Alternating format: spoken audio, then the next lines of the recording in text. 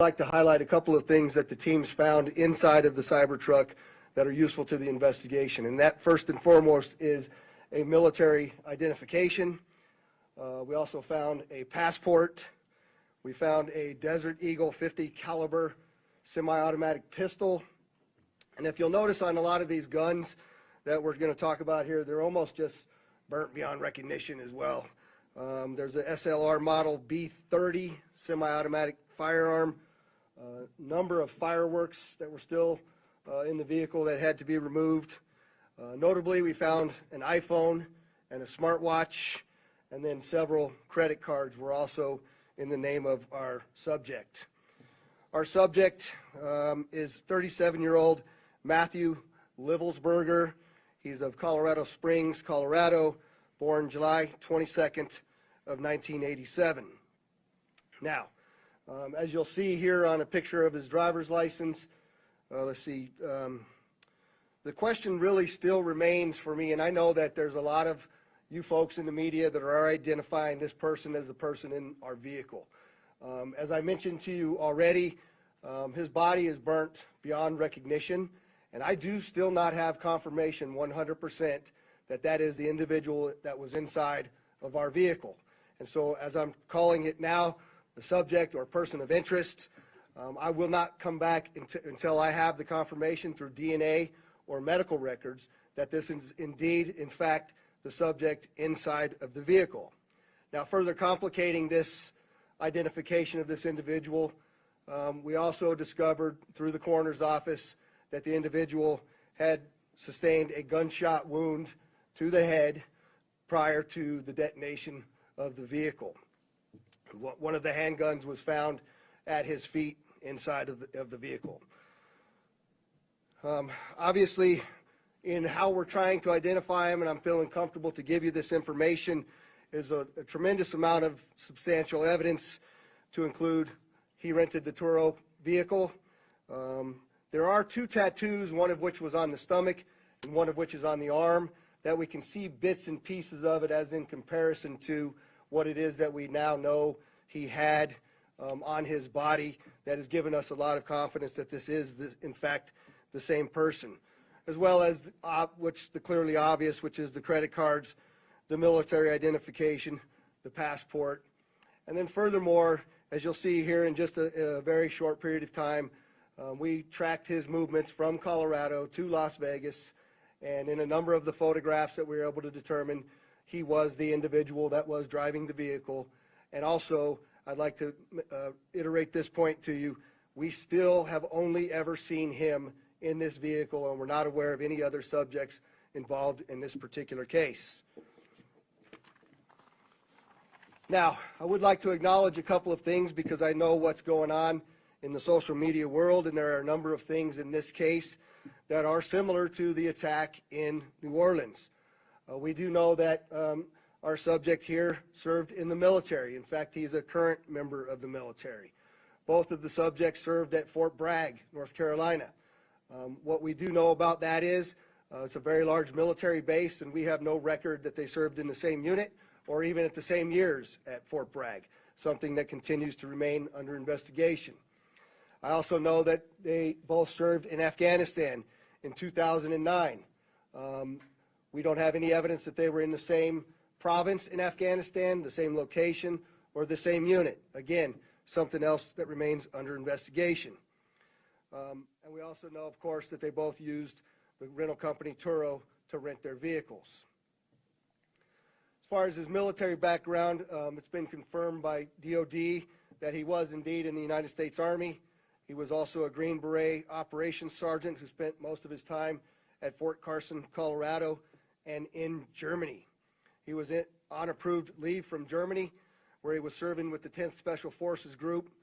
He was also previously in the National Guard and the Army Reserve. I'd like to point out to you that through exceptional joint investigative effort, we've gotten to a place where we believe we can show you his route to Las Vegas from Colorado, and Carlos will put up the map there for you. And we know that he rented the Cybertruck in Denver on December 28th. We tracked his movements through the Tesla charging stations to Monument, Colorado on December 30th. On the 31st of December, the truck was charged in Trinidad, Colorado, Las Vegas, New Mexico, and Albuquerque and Gallup, New Mexico. On January 1st, the truck was charged in Holbrook, Flagstaff, and Kingman, Arizona. We last tracked the truck in Kingman at 05:33 yesterday morning. The truck was first spotted in Las Vegas at 7:29 a.m. yesterday. And Carlos will pull up a picture of the truck pulling onto Fashion Show Drive here. And that picture was observed at about 7:34 a.m. We know that he pulled into the Trump Valet, and I believe we have a video of that. You can see the Cybertruck highlighted there.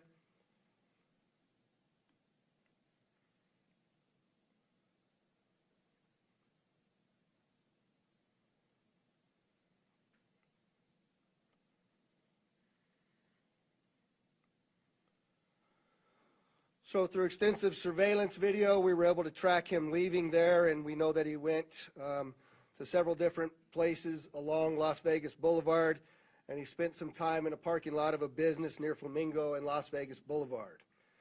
We then have a video of the truck pulling back onto Las Vegas Boulevard from the Sands.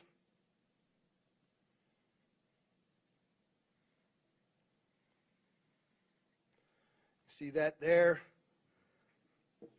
That's north on the boulevard from Sands at 8:39, where he then immediately heads to the Trump Hotel, pulls into the valet area, and as of course you all know, the explosion occurs within 17 seconds of his arrival at the valet. There's some additional investigative updates that are going to be provided to you by a couple of the other speakers here, the first of which will be our special agent in charge of the FBI local office, Spencer Evans. Spencer? Good morning. My name is Spencer Evans. I'm the special agent in charge of the FBI's Las Vegas division. As the sheriff mentioned, we've been working through the night with our partners, the Las Vegas Metropolitan Police Department and other agencies, to gather all the facts and determine a motive to what was initially reported to the FBI as a bombing incident, to which our special agent bomb techs and others responded. Obviously, we're always concerned in these sorts of events to ascertain what the motive is. We understand that's at the forefront of everyone's thoughts. And so looking into exactly what the motivation is remains our number one priority. This is why the FBI's Joint Terrorism Task Force has been brought into play. The Joint Terrorism Task Force, most important part of that acronym is joint. It is done in concert with our partners, which are comprised of more than a dozen investigative agencies here throughout the state of Nevada. We've been working hand in glove, side by side, tirelessly to determine, is there any ongoing threat to the public, to identify the subject, to determine any potential connection to other events going on in the world, most notably in New Orleans, and then obviously to determine if there's anything else that we need to be tracking down. At this time, as the sheriff's pointed out, we feel that the subject has been identified, although not conclusively, waiting for DNA evidence on that front. However, we do feel like we have the subject identified, and at this time there is no information about additional subjects that the FBI is tracking on. Our resources, as I mentioned, that have been deployed in support of this event include Special Agent Bomb Techs, our evidence response team, which is processing crime scenes, side by side with the forensics folks from Las Vegas Metropolitan Police Department, our investigators, our intelligence analysts, and then outside of the FBI Las Vegas field office, we have investigative leads that are being conducted by FBI field offices both internationally and domestically as well. As always, when the FBI is involved with any sort of case like this, we ask for help for the public. Anyone with information related to this incident, we encourage you to please call 1-800-CALL-FBI, or you can submit a tip online at tips.fbi.gov. We've already received thousands of tips related to this incident. The challenge that we face moving forward is to separate those that are pertinent and relevant and those that can be verified from those that have not.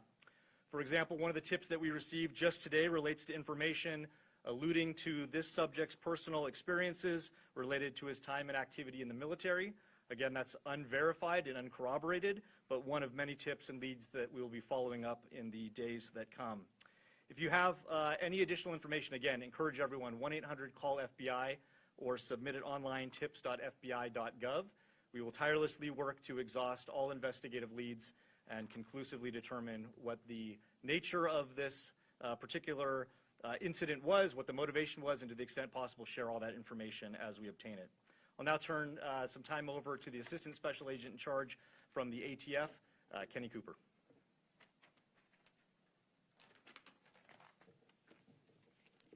Good morning, everybody. My name is Kenny Cooper. I'm the Assistant Special Agent in charge of ATF San Francisco Field Division. ATF is bringing our expertise in post-blast investigations and our crime gun intelligence to specifically assist in this investigation. I will tell you that our Special Agent bomb techs are working with FBI and with Las Vegas Metro and sifting through that post-blast debris to find components and investigative leads that will derive from that evidence process. We're too early into that investigation process to give any determination as far as how this device was initiated. I will say that we do know that the components primarily consist of fireworks, mortars, aerial shells, and are all consumer fireworks.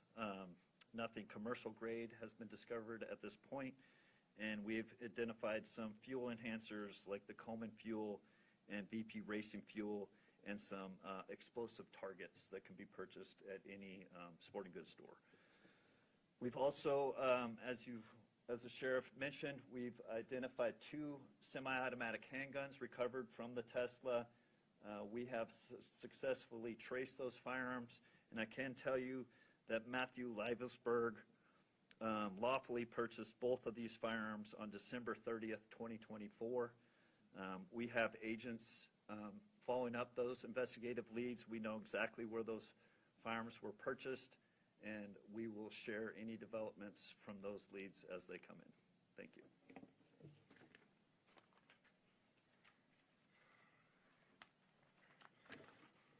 We also have the Clark County Fire Chief here, John Steinbeck, and he didn't have any additional updates, but if there's any questions in regards to what the fire department did during this, he's here to answer those questions as well. With that, I'd just like to say before I take a couple questions from all of you, you'll notice that we're not releasing information that we haven't corroborated and verified.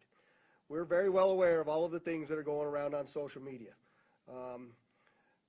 But that's just the way we're going to conduct this investigation. We're not putting it out until we can tell you for a fact what information it is that we're putting out. And so we're going to continue to do that, but I'm also confident to tell the Las Vegas community and this great nation that we don't believe there's any further threat from this subject or anybody associated to him here in Las Vegas. With that, Denise, I saw you had your hand up. If you could just identify yourself, please.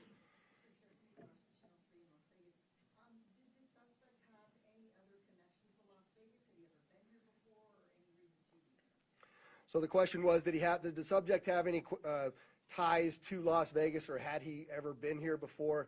I do believe we had one instance a number of years ago where he stayed at a local hotel, but we're still trying to verify that information as well.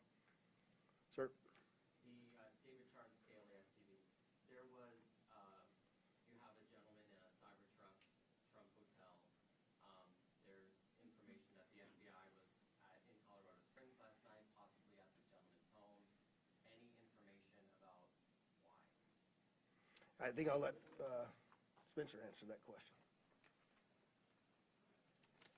So as I mentioned, the motivation at this point is unknown.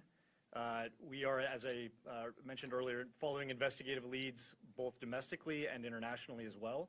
And so that includes search warrants and witness interviews, collecting forensic information, and basically trying to compile the facts. And so there's investigative activity taking place literally around the globe, trying to determine what the potential nexus is. But at this time, at this particular moment in time, as the sheriff aptly said, we have to focus on what we know and what we don't know. We know we have a bombing, absolutely, and it's a bombing that certainly has factors that raise concern. It's not lost on us that it's in front of, of the Trump building, that it's a Tesla vehicle, but we don't have information at this point that definitively tells us or suggests it was because of this particular ideology or any of the reasoning behind it. That's the purpose of the investigation that we're conducting, is to get to the bottom of exactly what happened, why and how.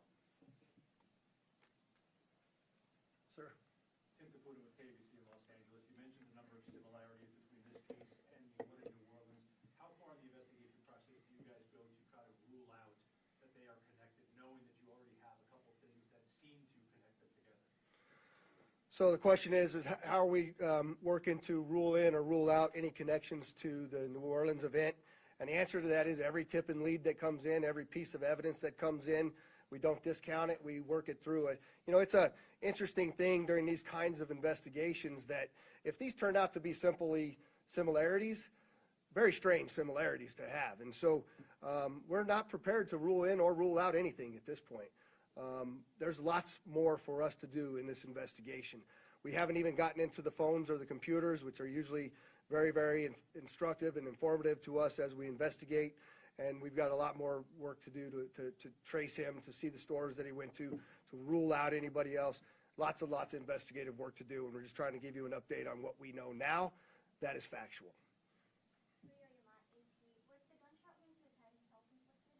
We believe the question is, was the gunshot self-inflicted? And we do believe it was, since he was the only person in the vehicle, and it occurred immediately prior to the vehicle blowing up. Back there, sir? Yes, sir.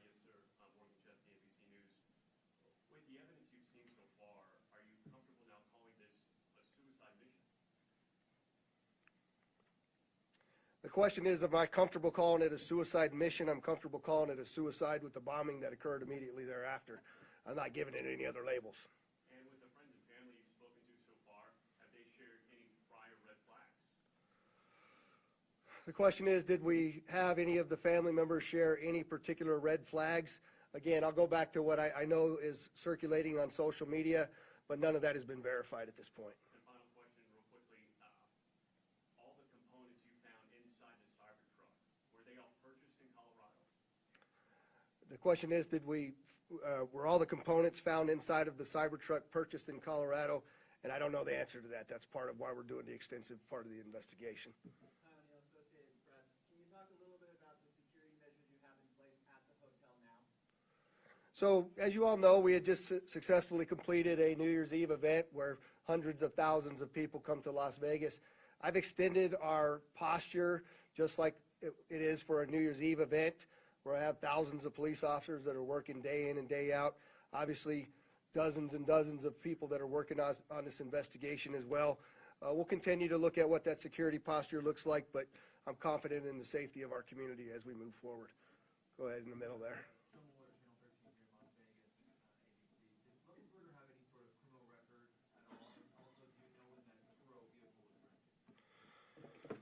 The question was, is there any criminal record? None that I'm aware of. That has not been brought to my attention that he had a criminal record. And I said that the Cybertruck was rented on December 28th in Denver, Colorado. Right here? Hi, Stephanie Price, Fox News. Hi. Have you guys been able to verify that he checked into the Resort World Hotel the day before this? The question is, do we know if he checked into the Resorts World the day before this? I'm not aware of that information. Sir? Mike Allen, Fox 5 Vegas.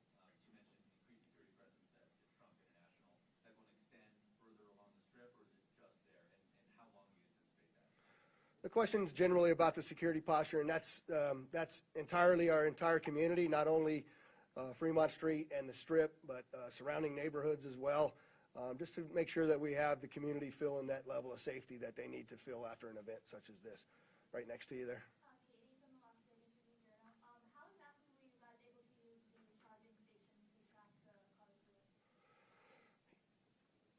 The question is, how were we able to use the charging stations to track the vehicle all the way through? And I'm not exactly sure how to answer that question just yet. I know that there's some capability by being able to determine that the car is connected to the charger. One of the things that we're looking for is anybody that may have been at the charging location at the same time. We're looking to try to identify them because their vehicles would have also had cameras that would have taped anybody in and around them. We're trying to get people that may have been in the same locations at the same time. that have video on their vehicle that could provide that video to us as well. I'll take two more. Go ahead. Can you talk about the damage being contained by the Cybertruck itself, and do you think that played into whether he was aiming to hurt others, or was it a public suicide? Yeah, the question is about the Cybertruck and the lack of damage to the Cybertruck and containing the explosion. Carlos, if you could put that truck back up there, it might be helpful. But other than the windows being gone, that's a bit more disassembled than it was at the scene, and the back area being blown off.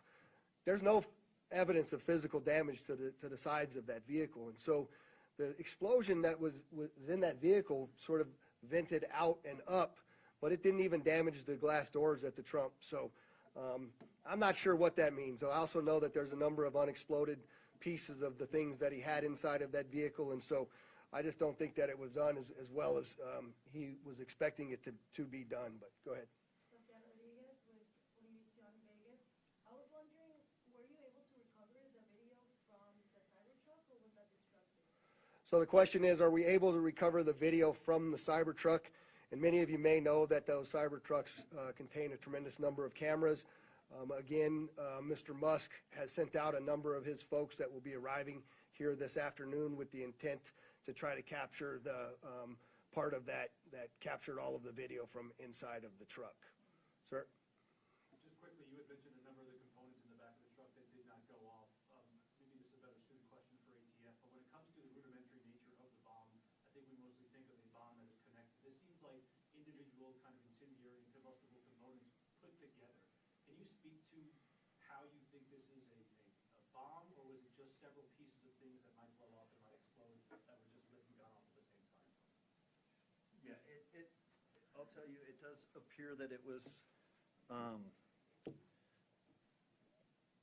just want to be careful with my language here, but the level of sophistication is not what we would expect from an individual with this type of military experience. That most of that, the materials inside that Tesla were fuel to help fuel a greater explosion. But it's too early to answer any question as if there was sophisticated connectivity to those components to make it ignite in the way that it did. All right, there was one last hand over here. I'll take your last question. Or maybe this is for Special Agent Evans, Mike Carter, Newsmax. Any idea if the suspect has been in touch with any outside terrorist groups? Has this investigation extended globally? The question is, do we know whether the subject's been in touch with any outside terrorist groups, or if it's been investigated globally? And Spencer, you want me to? Okay. So the question about whether it's being investigated globally, absolutely. Like I said, we're running down investigative leads around the world. No information that we're aware of right now that connects this individual to any terrorist organization around the world. But that's obviously the thrust of the investigation, is ruling out that there's any sort of terrorism nexus, and then again, getting at what the ideology is. We appreciate you all coming, and we will be back before you when there's substantial updates to provide to you. Thanks for all your great work.